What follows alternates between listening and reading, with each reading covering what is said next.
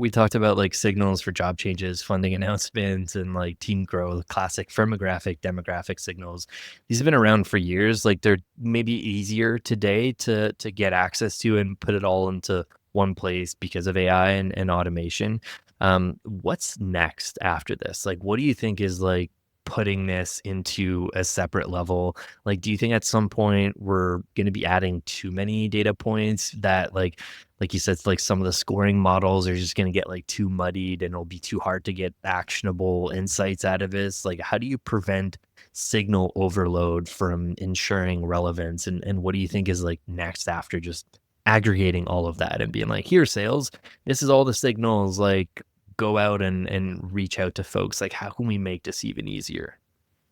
Yeah, and this is where our perspective is, tooling, like the kind of like first generation of go-to-market tooling has been very much um putting the onus either on RevOps or on reps themselves to go and figure out what to do. Yeah. Like, you think of SalesNow and you think of ZoomInfo, a lot of these tools, you log in and then there's just like a search bar and you got to go like figure out the filters, you got to go search for things.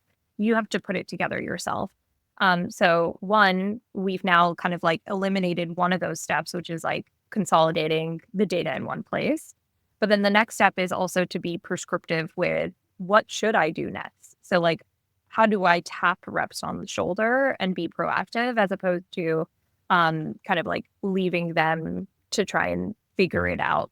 Because there is a lot of data, and this is where AI is like incredible. AI is most useful when there's a vast amount of information and you need to synthesize it and like bubble up what is important.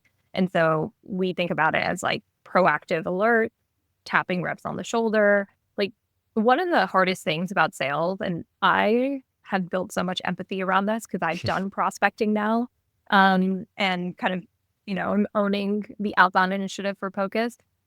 It is really hard to keep track of even just 20 accounts, especially if they're enterprise accounts, all the different potential moments to engage with them. Like there's always something happening. There's always potentially a reason to reach out.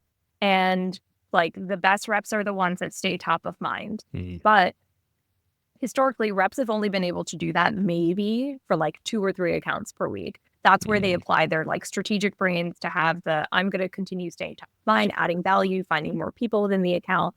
What tooling and AI specifically unlocks now is just being able to do that strategic outbound at scale so that, you can scale the workflow of your best rep to more accounts and to more reps. So more of your reps are going to do it and they're going to do it across a larger book of business, because AI is kind of doing the background monitoring of those accounts. You, the rep, are not monitoring them. AI is monitoring it for you and just surfacing when are these like moments for you to engage. And then the other piece of it is like driving at more relevancy, like I said, kind of, we're no longer locked into I'm going to use the same database of information as everybody else.